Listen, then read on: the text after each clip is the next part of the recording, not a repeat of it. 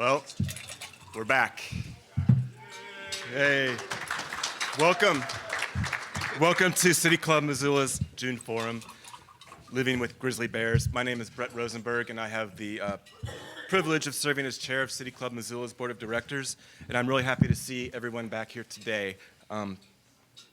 Although I get to more specific thank yous in a moment, I just want to say that I am so grateful to all of you for sticking it out with us over the last 2 years on Zoom. I know it's been a real slog, but I think it's indicative of how resilient we are as a community, and it's really meaningful to us to see all of you back in person like this. And I'd also like to say, please silence your cell phones. As you all probably know, City Club Missoula's mission is to bring people together to inform and inspire on issues vital to the community through public forums that encourage the discussion of new ideas and the free exchange of thought. We have a deep commitment to civility and civil discourse, even when we discuss very challenging topics. Before I introduce our moderator, some thank yous are in order. Thanks to Missoula Community Access Television, which records our forums as part of their media assistance grants to nonprofits. MCAT serves our community on cable channels 189 and 190, and they are also live streaming our forum right now on their, if I got it right, local live platform. Thanks also to our sponsors, particularly those at the executive level. Those are the University of Montana, Blackfoot Communications, and First Security Bank.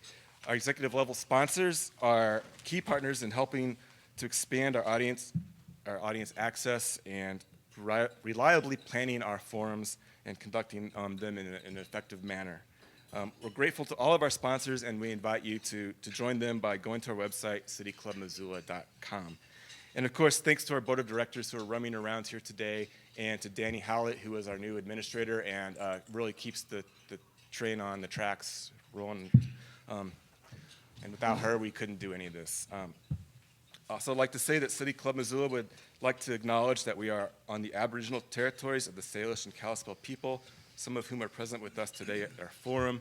Today, we honor the path they have always shown us in caring for this place for the generations to come. I will now introduce our moderator for today's panel, Libby Metcalf. Libby is the Joel Meyer Distinguished Professor of Wildland Management and the Associate Dean of Undergraduate Affairs at the W.A. Franke College of Forestry and Conservation. Her research focuses on human-wildlife interaction using social science approaches to learn how people's attitudes, values, and beliefs drive their perceptions of wildlife. Libby will introduce our panelists, and I will see you at the break at roughly 12:25 for what we call table talk.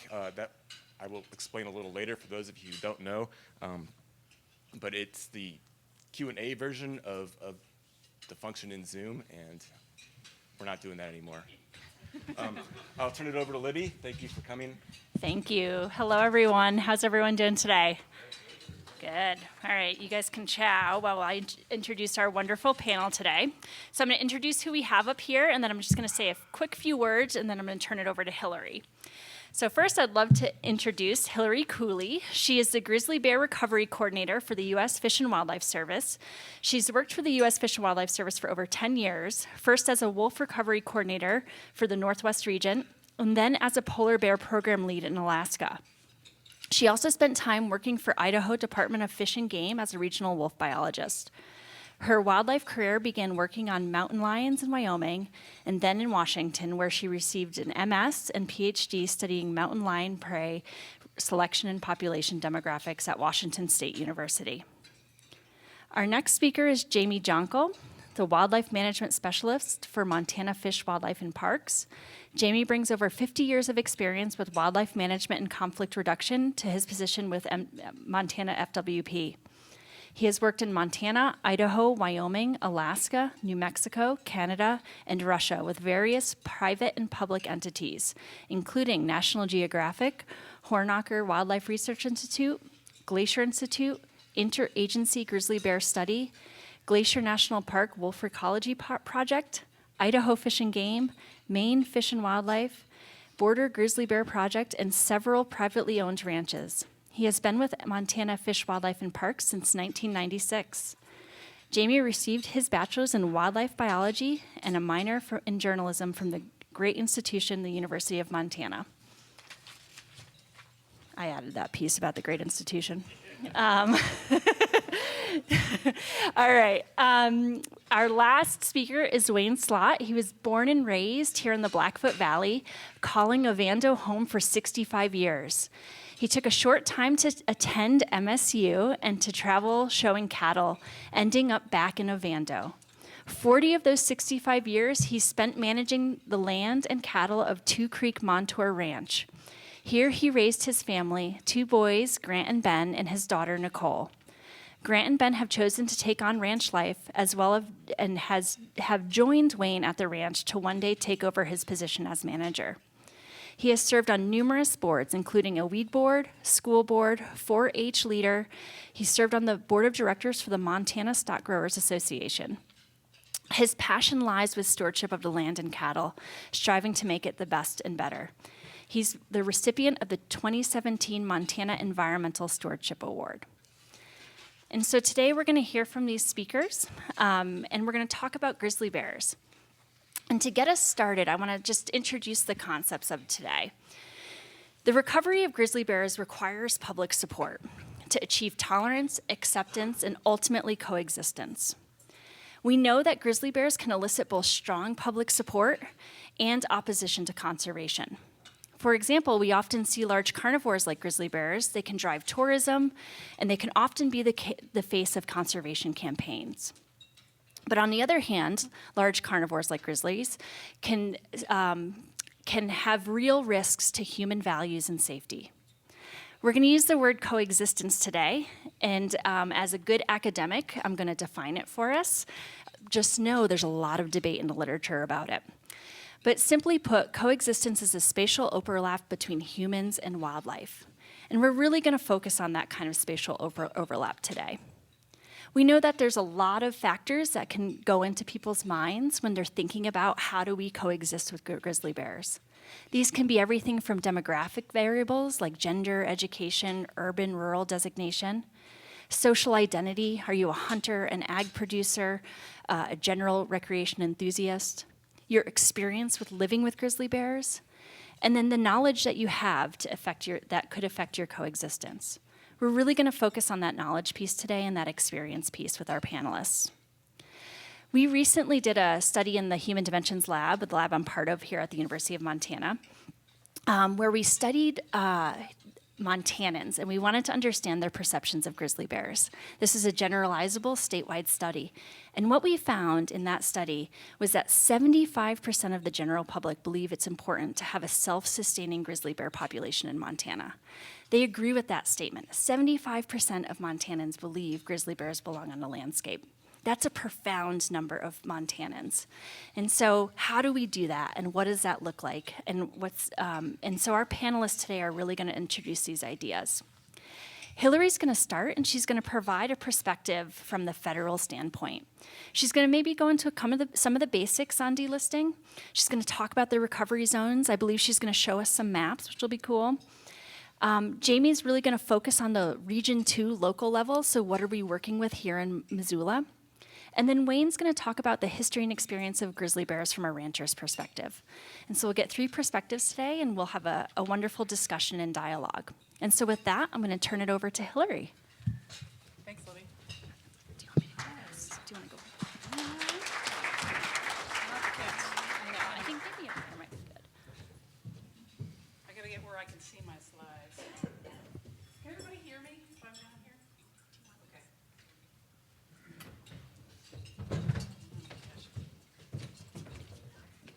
Thanks, Libby. Thanks, everybody, and I'm really glad to be here today. As Libby said, I'm just going to start with some real basics start with basics on the Endangered Species Act, because I'm not sure everybody knows, just to make sure we're on the same page.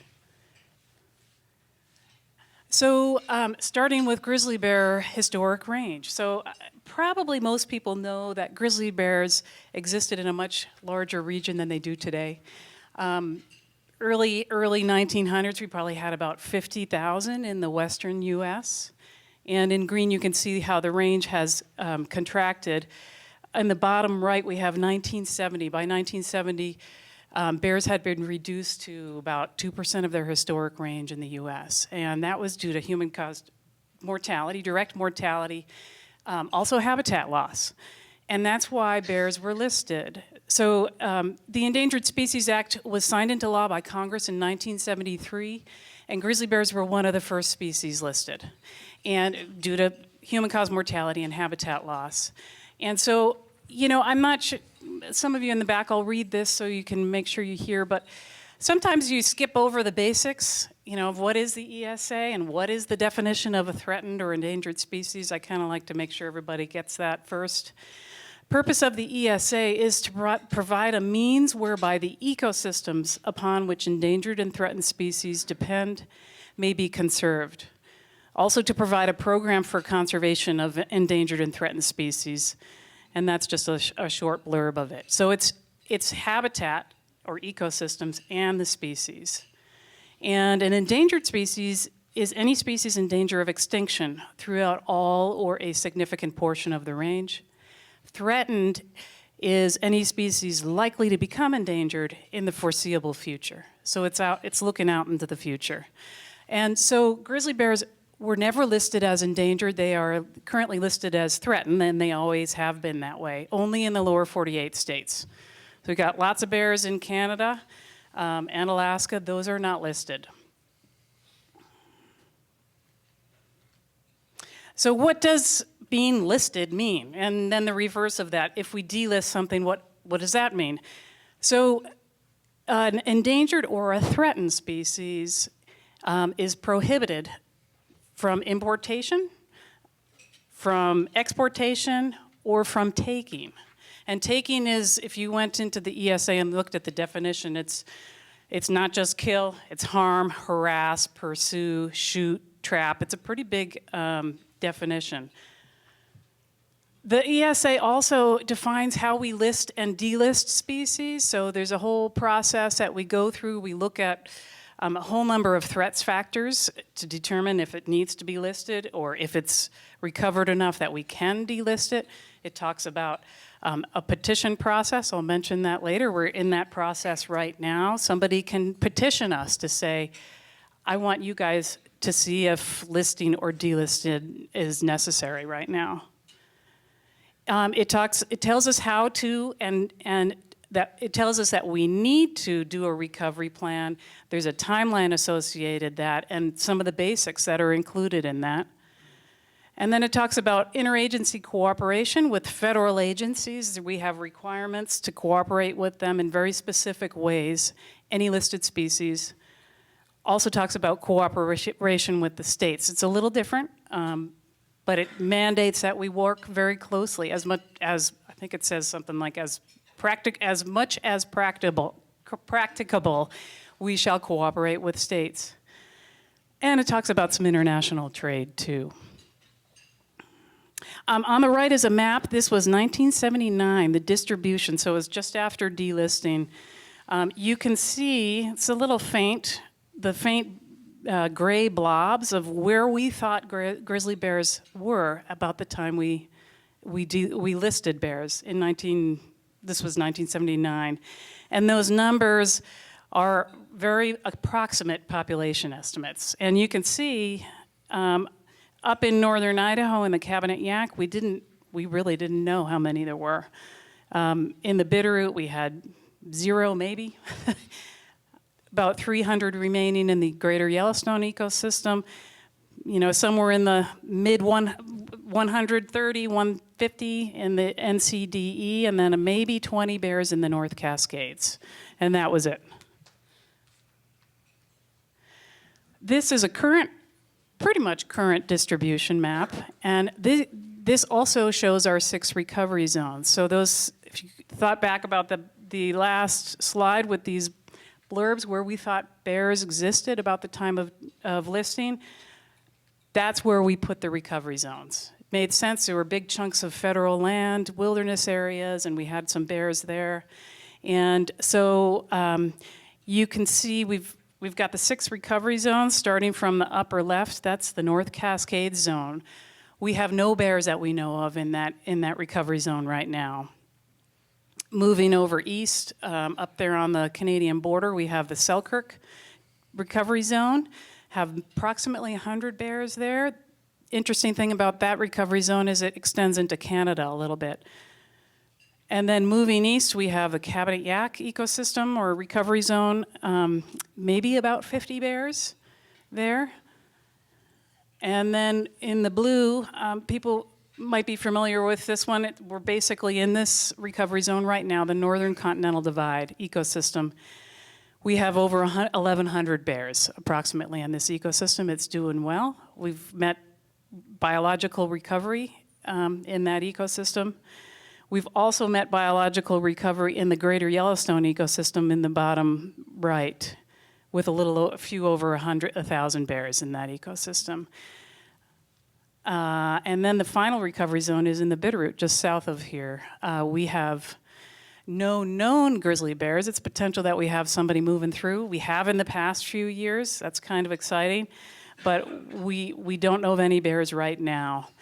The black triangles are documented bears, verified bears outside of those distributions. And it compiles all verified bears in the last 10 years. So that doesn't mean we have, I'm not sure how many triangles there are, but it doesn't mean we have them right now. It's just that photos, tracks, conflict that Jamie responded to, there was a bear there once.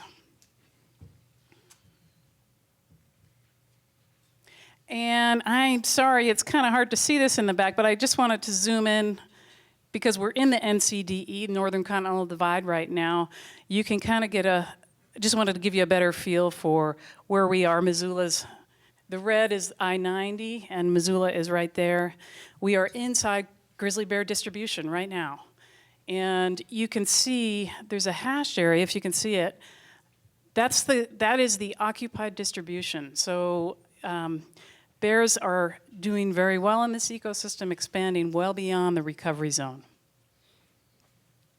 And that means a lot of things for bear managers like Jamie. Just wanted to give you some of the big kind of timeline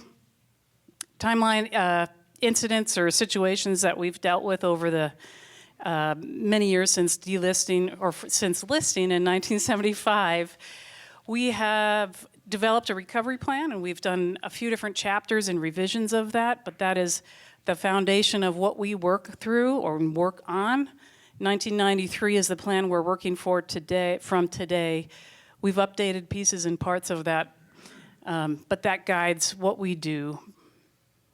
We've delisted the greater Yellowstone ecosystem on 2 occasions because we met recovery. In 2007, and then we did it again in 2017. Each time we were challenged in court in the Montana District Court here in Missoula, and we lost. Each time we appealed to the Ninth Circuit, and we lost as well. And so the last time we just got the Ninth Circuit court decision on our last delisting in 2020. And this year actually started in December of 2021, and then this year we received petitions from Idaho, Montana, and Wyoming asking us to delist again. And so right now we are reviewing those. We haven't come out with any decisions. That's a pretty formal and lengthy process to get through that. That's where we are today. Makes it a little difficult for our agency, for the state agencies we work with, for landowners like Wayne. We're kind of flip-flopping back and forth. We've met biological recovery. We've got more bears every year. And bears come with challenges. That's why we're talking today. So I think, I did put a few photos here just to some, issues that we deal with. There was a little video, I guess it didn't come through, but bears on the landscape mean all sorts of challenges. This is an apiary or a beehive that's been destroyed. We've got bears climbing on vehicles, on campgrounds, near houses, and all sorts of causes of mortality due to humans that we deal with every day. And so our program is actually hiring 5 new bears. We're hiring 5 people to deal with conflicts because we have more bears every year and more conflicts to deal with. And that's all I had for you.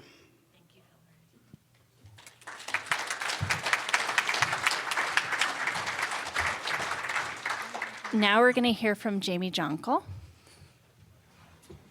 And I'll just sit down if that's okay. I had a couple hip surgeries and don't like to stand too long. I'll give you 8 minutes worth. If you want to hear me drone on for about an hour, I did a presentation for Molly at the University of Montana, and that's on YouTube. It's also on the FWP website where I go on and on about grizzlies around Missoula, more than you'll ever want to know. So I'll just give you the quick version.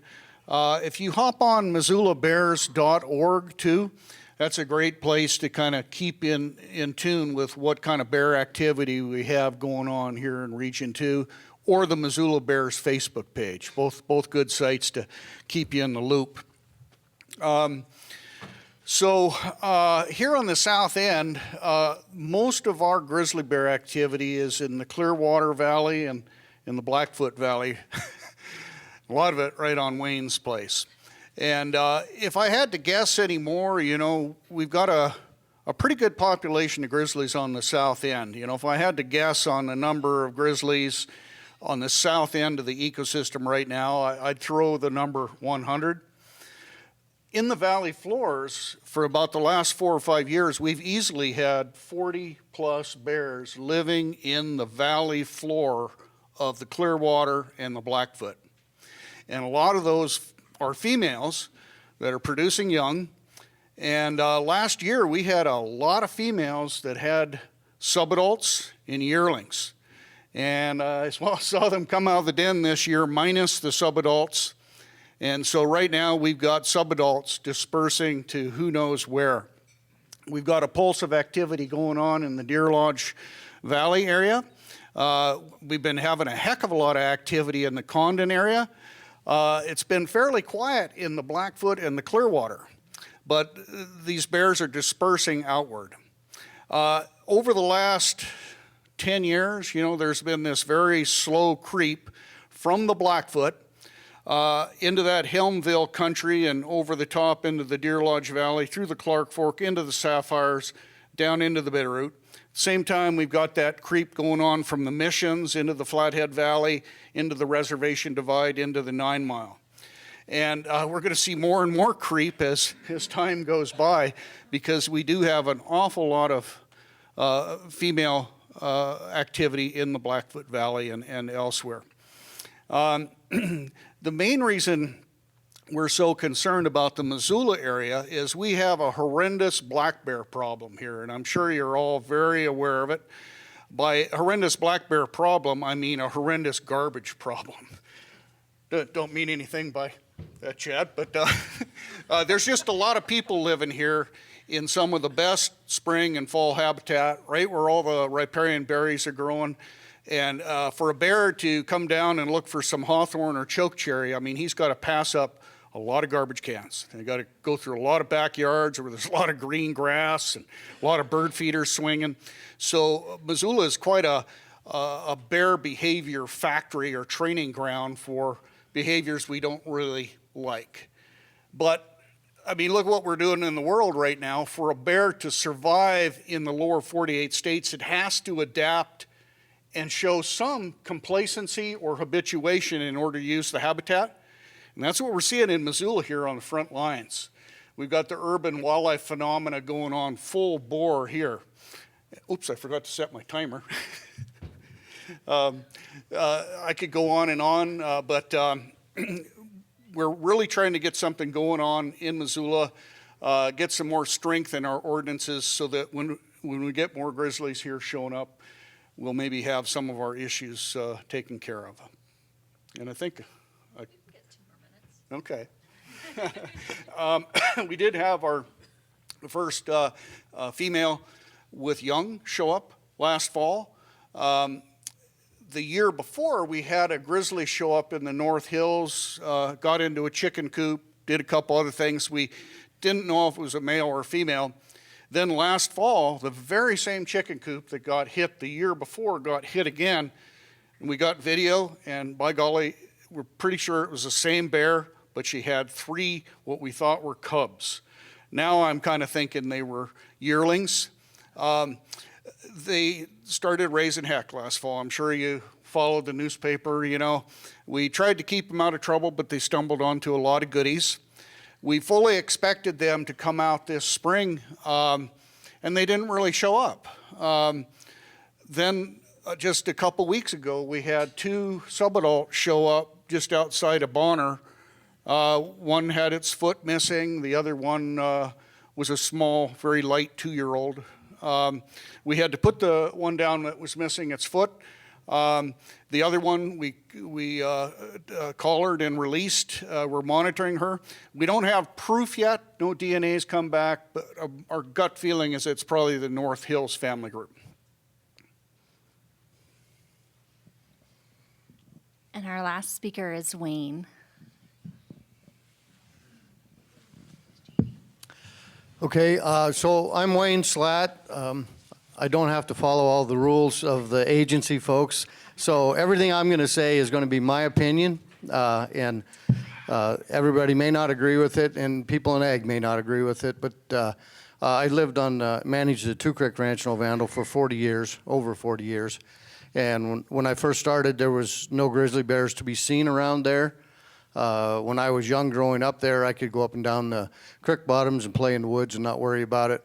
When my kids were growing up, we were starting to see grizzlies, so you know we had to be way more aware of grizzlies and way more safer, and it's always in the back of your mind. But so running the ranch, it's always in the back of our mind today. It's something that we live with 24 hours a day, 7 days a week. The comment that Libby made about 75% of Montana wanting bears and more of them, that's fine and dandy, but for us to live with them every day and actually have to deal with them on private property, that's a headache, and it's a costly headache. So there's things along with us having to deal with them mentally. It is getting very costly to deal with these grizzly bears. We have to do a lot of preventative stuff, a lot of cleanup. Jamie talked about the garbage and stuff. We do have to clean up everything on the ranches. We have to electrify it. We have to put it in containers. We've had grizzly bears tear down all kinds of buildings. If it's not metal and solid, they're going to get in it. So those are huge costs, and those are things that we just have to deal with. I don't want to give you all the negatives, but what I do want to tell you is what we are actually dealing with. It is quite a hassle out there, not only for safety of our livestock, but for safety of the human beings out there. We deal with them 9 months of the year almost, maybe 8. Jamie can vouch. We have about 10 grizzly bears on the ranch most of the year. We have cameras up, so we do know where they're at. We don't physically see a lot of them. We see some, but we have a lot of cameras up. We have a range rider that's out there, has cameras up and watching what's going on. We put cameras up right in our yard. We have grizzly bears coming within 50 feet of our house 4 or 5 days a week. So we just have learned to deal with them a little bit. And in agriculture, when I give a talk statewide, I get growled at a lot because that comment of us having to deal with grizzly bears is not a very good accepted comment in agriculture, because it should be the other way around. Ag thinks that the bears should have to deal with us.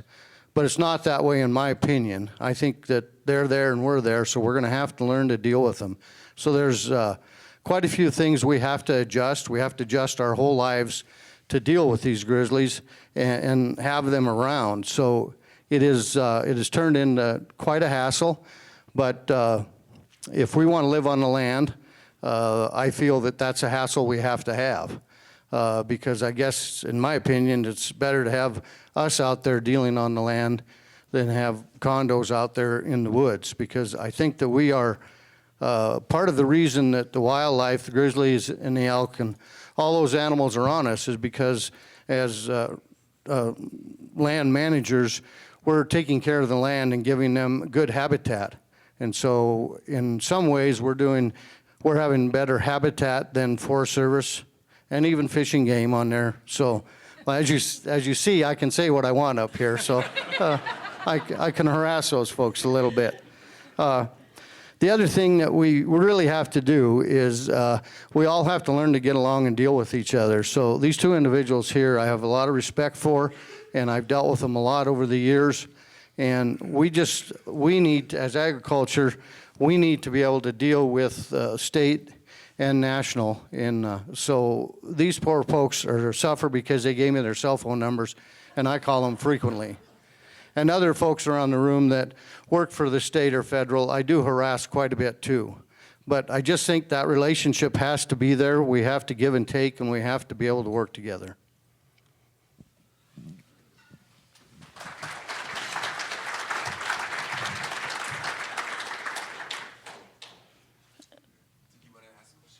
Yeah. Okay, so I get to ask a few questions before you get to table talk. So as I kind of alluded to this idea of coexistence, I guess I want to hear from Hilary. How do we as Missoulians start preparing for grizzly bears coming into our space? What do we need to know from a policy standpoint? How do we engage? How are we part of this? That's kind of a big question, Libby. I could easily just turn this over to Jamie and say, hey, Jamie, what should people be doing? Because, but I won't do that, Jamie. I think first it's important to be educated about that we are in grizzly bear distribution. Anywhere in western Montana you could encounter a grizzly bear, including in Missoula or just in the North Foothills. I think to inform yourself on, there are many different places to get educated about not only bear ID, bear biology, but how to live with grizzly bears and what are the sorts of things that you need to do to protect your lives, but also to keep bears out of conflict. And so I think those are the biggest things. Just education. Carry bear spray if you're hiking around on any trail. Carry 2 cans, one on your body, one in your pack.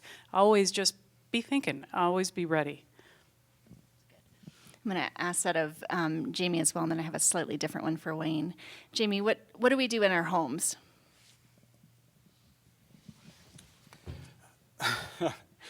I do this little thing, and I'm going to do it now. It's called How to Train a Bear to Come Up on Your Porch. So the first thing you do is you get a parcel of property real close to a creek or a mountain. And, when you build your house, try to get it right next to the creek and right in the berry patch. And even before you get the house built, get a lawn going with a lot of clover and a lawn of dandelions and get a sprinkler system going so you got some heavy-duty irrigation so it's green all year. Then once your house is built, get your bird feeders up right away. Don't just have one, have 10. And hummingbird feeders are good as well. And first hang them along the creek so that when bears are coming down to eat the berries and just eat all the riparian, they'll stumble onto these bird feeders. Might take a while, but eventually they're going to pull one down and discover that bird seed full of oil. Don't call fish and game yet. Bring the bird feeders in closer to the house so that you can get the bears right in the yard where you can get a good view of them. Then as they start getting very comfortable in your backyard, that's when you bring them on the porch. Pretty soon, they'll come on the porch for the bird feeder, but they'll discover the barbecue, the dog food, the cat food, which is good, because then they're learning some other bad behaviors. Then take the bird feeders in at night and leave them out only during the day. That'll shift the bear to go into daytime behavior, so you have them out wandering the neighborhoods in broad daylight instead of just nighttime hours.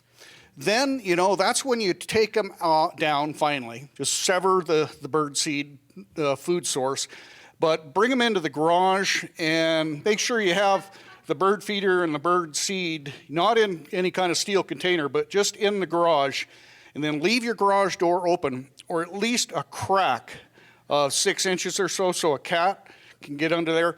Then they can easily learn how to lift the door, get in there, get the bird seed, discover garbage. And then better yet, if you have a dog door on your porch, put the bird seed and the bird feeder just inside the dog door or the cat door. Then they can learn how to get inside the actual house.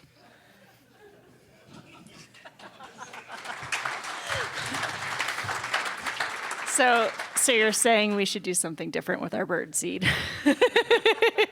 Thank you, Jamie. Wayne, I had a great time talking with you last year and learning a little bit about what you do on your ranch. And you're doing a lot of preventative strategies. And I don't think, as somebody who thinks a lot about wildlife and human interactions, I did not fully understand the extent of what you need to go through day in and day out to make sure that your cattle and your family and your ranch is secure from grizzly bears. And you mentioned range riders, but there's other strategies that you're using. Electric. Can you describe those a little bit more in detail for us, just so we can understand what ranchers up the Blackfoot Valley are doing? Sure. So over the years, we've tried some different things, and we seem to have to do quite a bit. So we have a lot of electric fence to keep our cattle safe. We have to put in a 5-wire, 42-inch fence that costs about $15,000 to $18,000 a mile, and we have 4 miles of that in one spot, and another mile or two in other spots. I'd mentioned that bears had tore down some of the wooden sheds. We can't store any grain or anything in wooden sheds anymore because that's not safe. So we're buying these over-the-ocean railroad car containers. They cost about $3,500 a piece. We have 3 of them on the ranch. We have gates that we go through frequently.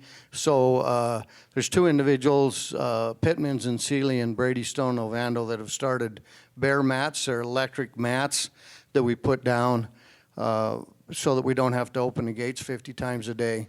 And those have worked very well. They have cameras.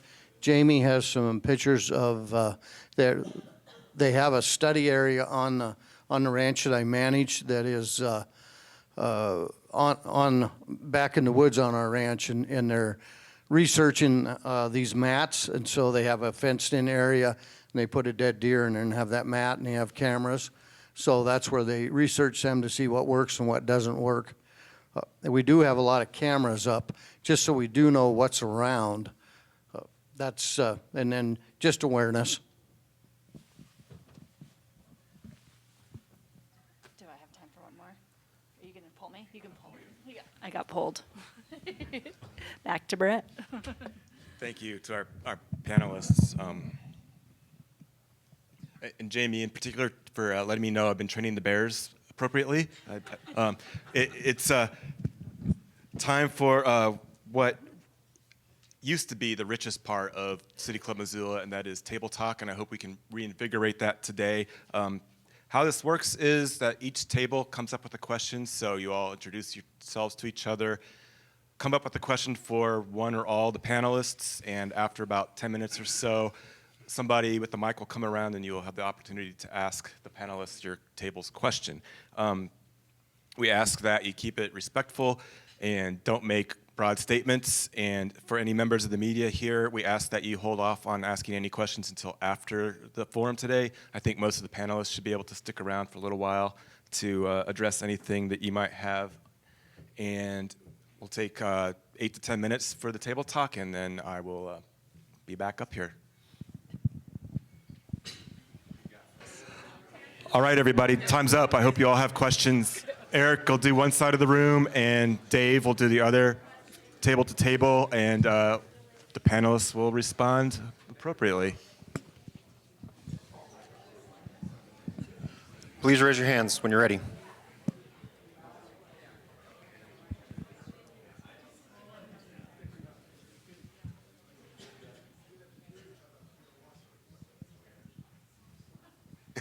I'm on. Well, I've heard about this black bear female that lost her foot. It's been in the paper, in the news. But what happened? How'd she lose her foot?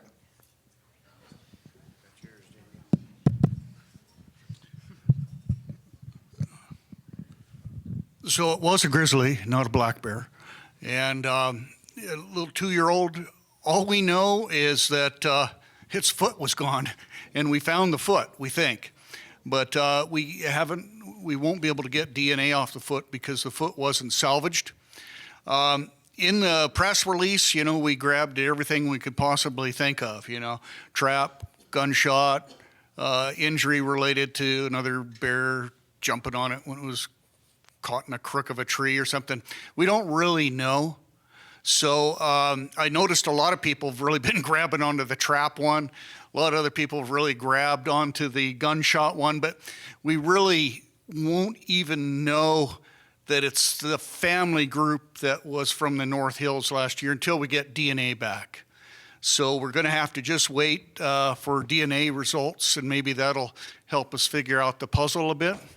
But yeah, it's, when you trap a little grizzly and then you find a foot, 5 miles away, it's like, probably related.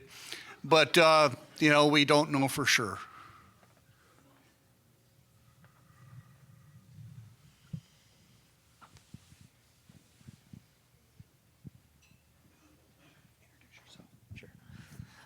My name is Larry Chase. I live over on Easy Street where there's a lot of black bears up and down the river. And the question I have is, how do you approach the psychology of working with the public to encourage them to not create the environment that brings bears into the front porch? And who else do you involve besides yourselves to make that happen?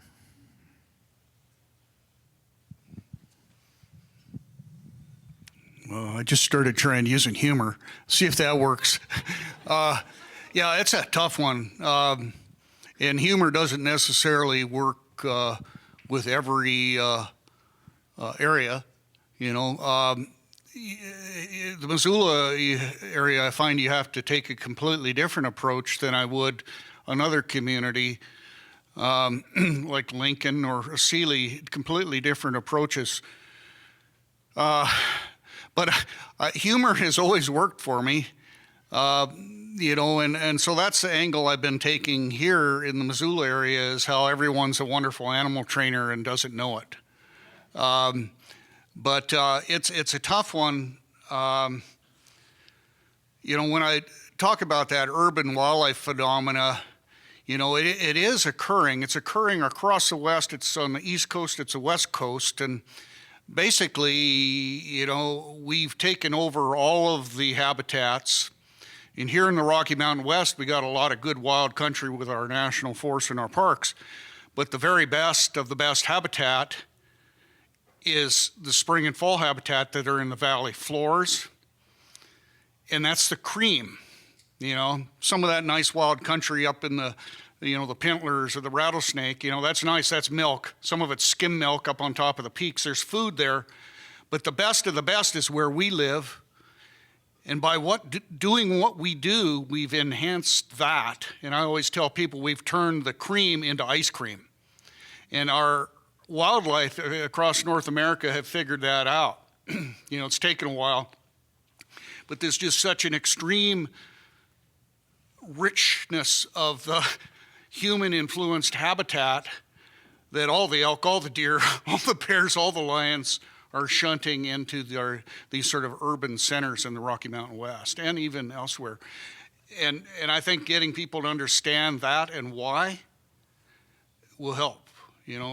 Just the sprinklers, the guy next door that gets the sprinkler system and it's going 24 hours a day. I mean, when you walk across their lawn, your face covers with mist and your toes are moist, and clover up to your ankles, and you're like, whew, it's pretty amazing. And the bears and the deer key into that. So I don't know if that answered your question or not, but. Wayne, have you had any direct involvement with that to relate to that question, Wayne? As far as what now?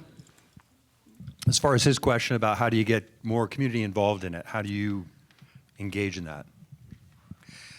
I don't know how to answer that one very well, but it just, I just hope that everybody, whether you're in cities or out in the country, understand that this bear is not just a pet.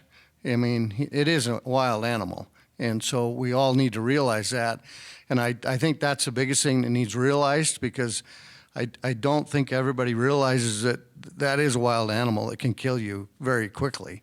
And you got to respect them. And I think the respect needs to come about. So, yeah, I don't know how to do that. We, in our rural small communities, we kind of bond together. And if we know somebody's having an issue with a bear, then everybody in that community knows about it, and we kind of pay attention, and you tell your friends and your neighbors. I think it has to go on from there.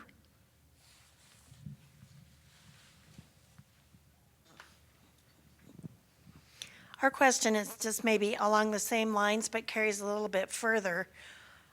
We're interested in your professional opinions on why whatever we're doing now is clearly not working.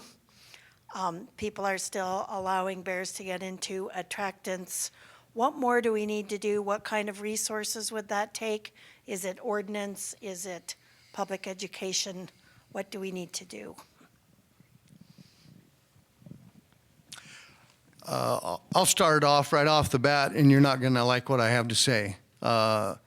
You seen that map up there? We have too many bears. That's, in my opinion, one of the biggest things. There's way too many bears. We need to get them to disperse out a little more, or somehow have less of them. I think that's huge. That's a big thing for me.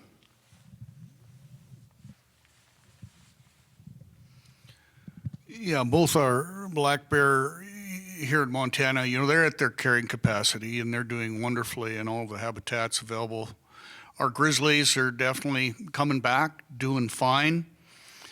But we're eating up the country. Just look how much Missoula has changed in the last 20 years, the Bitterroot Valley in the last 15 years, elsewhere.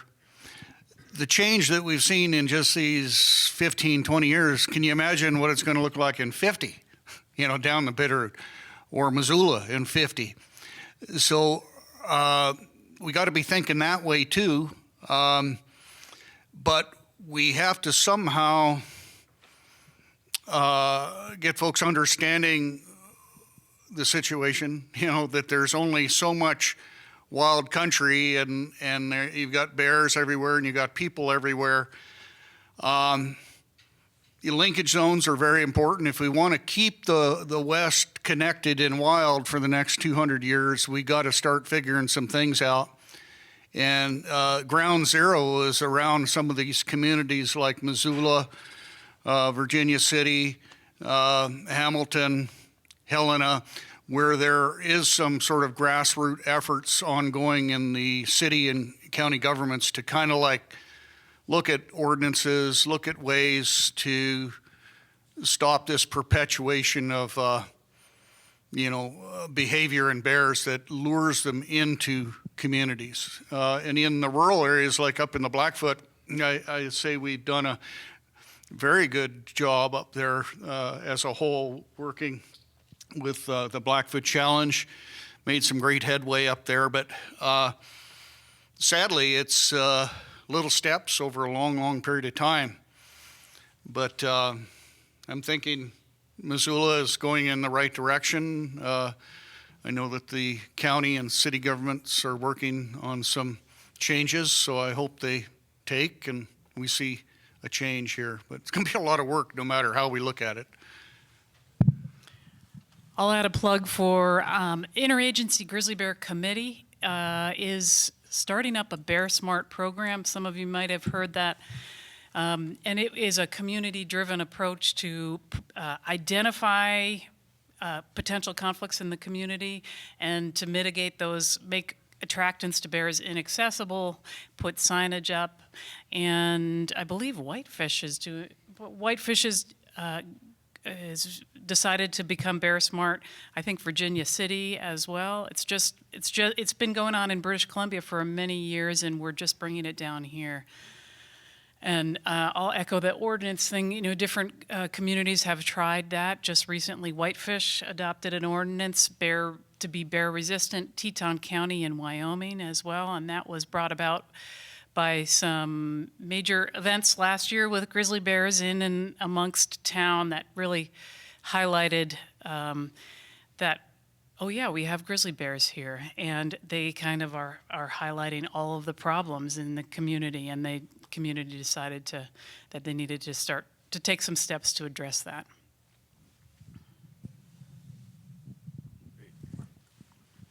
Thanks.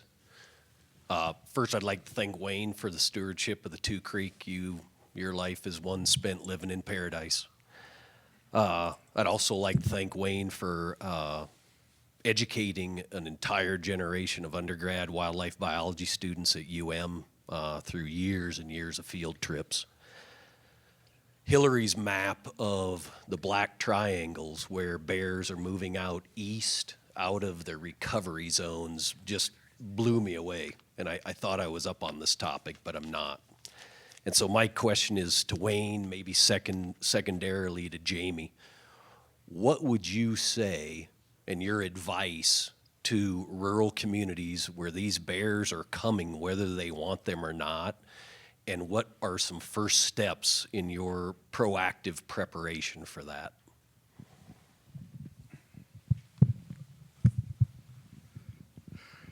Well, I've already been working with Montana Fish and Game. I try to meet with those folks once or twice a year in Helena, and we've done that for 6 or 7 years, and I think we've gained some ground. So just in the last 2 years, we've put together some cards of information on how to deal with bears, and then also on that for agriculture, we have phone numbers on there, so for who to call if you have a depredation or a bear problem, because as I know firsthand, when that happens, it's very emotional, very stressful, and you want answers and you want them right now, and you don't want to listen to a voice machine. So that's why we set this card up. The folks in Helena were great in helping me set this up. We have those cards out, and I think there's probably some in the office here in Missoula. If not, we can get them in Helena. So I think that's good. We've been talking for 4 or 5 years on just your very question on where these bears are going in all the new communities. Just last year, they had bear sightings in Big Sandy, and that upset folks quite a bit. Year before that, they had bears in Ransford, and they got into issues and they had to trap those bears. So I don't have a lot of answers, but I think we're trying to work on that statewide on getting some information out there for folks. Any information you can have to be a little bit prepared.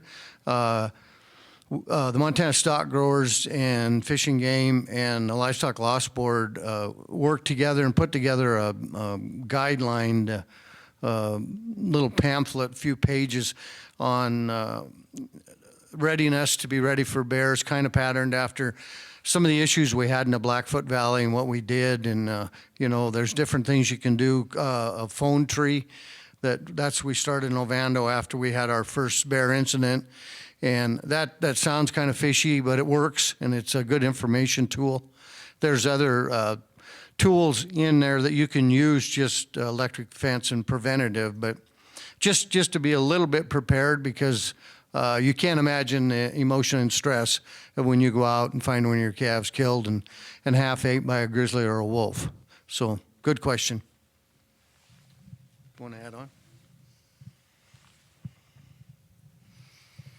Yeah, I think approach that we've taken here in Region 2 is beating the drum and beating it loud so that, the communities outside of where we have grizzly activity are at least hearing about what's going on.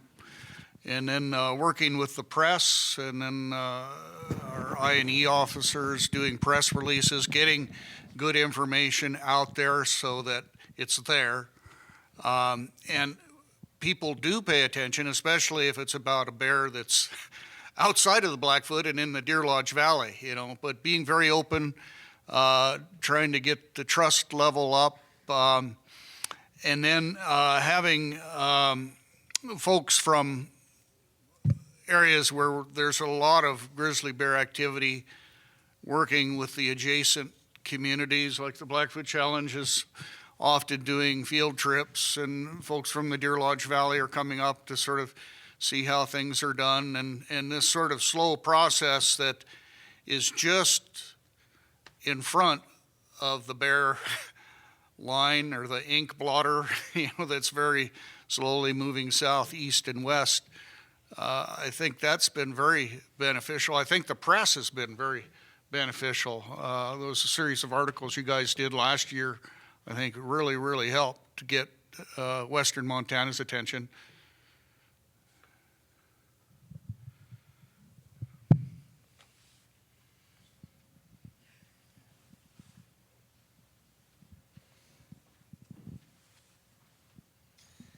Hi, this is probably a question, I suppose, for all three of you, but maybe Hilary, you might be able to offer the best maybe start to this one. But thinking to the last attempt to delist grizzlies and then the Ninth Circuit appeal, if I'm recalling this correctly, and I hope you'll correct me if I'm wrong, one of the reasons had to do with the genetic diversity of the subpopulation in the Greater Yellowstone ecosystem, which to me seemed to indicate some importance for habitat connectivity between those two distinct subpopulations, between the NCDE segment and the Greater Yellowstone segment. And so if that's the case, how are you going to get to a position where you're starting to see interbreeding between those two subpopulations, especially as so many of those grizzlies would have to go through places like, you know, Wayne's land to kind of make that happen? And so I guess what strategies or partnerships or relationships or techniques are people thinking about to help facilitate habitat connectivity between and among these distinct recovery zones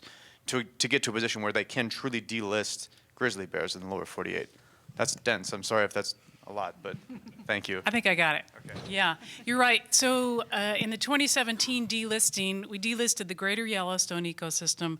We lost, at least the court cited, three main factors. One of those was long-term genetic health. Genetics for the short term are just fine, and actually the Greater Yellowstone ecosystem, it's doing really well in terms of brown bear populations in North America. They're fine. It's just looking out into the future at some point, if they remain isolated, that might give the population a problem. So that means you need new genetic material for the long term to, you know, make sure that the population maintains the recovered status. You can do that two ways. You can either have bears walk there and breed. They need to breed, pass on their genetics, or you can move bears.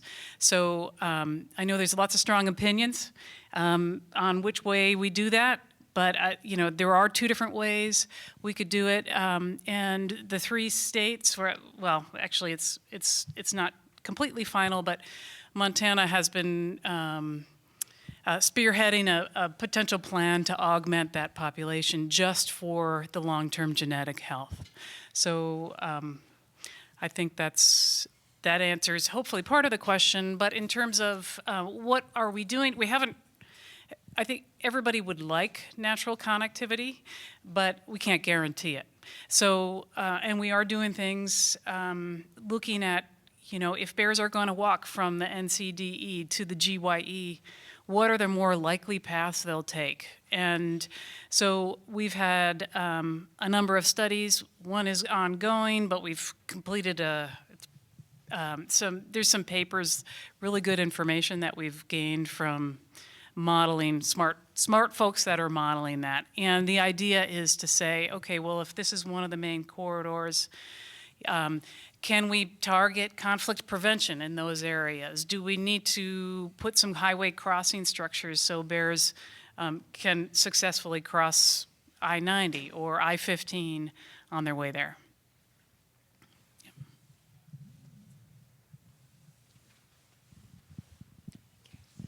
Hi there, my name's Kristen Jordan. I'm actually on local city council here, and this is a really, cohabitating with bears is a real deep interest of mine. About a month ago, I was able to screen the movie The Bears of Durango, which I'm not sure, I know Jamie was there. I would highly recommend if anybody's interested in finding out more about, actually I'll back up a bit. The movie's it's about kind of a scientific study about the bears that are living in an urban area and how to manage them and specific strategies that were, relative to the area. And the community really bought into this kind of study, and because of that buy-in, they really owned the results. And so now there's a pretty strong cohabitation relationship between the bears and the residents of Durango. And I'm wondering, is there anything that we can do like that here? Is there a local study or kind of some more anecdotal work or a way to get the community involved in doing some scientific studies so that we can have some really robust data and buy-in for people to start learning how to live with bears in our valley? Because I personally would like to see ways that we can enhance our bear-human interactions so that everybody's safe. And that movie was really poignant. You can rent it online if anybody's interested, but just wondering if there are any plans like that to involve the community, do kind of a localized, robust study. Maybe I missed some things, maybe you're already doing that, so thank you. Yeah, a fellow named Jared Merkel did a really good black bear study in Missoula a few years ago. And there's been talk of it. I've been approached by a few folks that have talked about maybe trying to do a similar film for Missoula using that older information. All of that is still available, all that caller data. But then this Bear Smart process that's going on in so many of the communities, including Missoula here in the last 4 or 5 months, it will be a fascinating story. So I know that there's a lot of interest out there, and there are a few filmmakers and hobbyists, that are looking at documenting that. So yeah, I wouldn't be surprised if we don't see something like that, at least tracking through social media, TikToks, that kind of stuff. Yeah, I mean, it's a story that's waiting to be told, and I think it's very relevant for the Missoula area.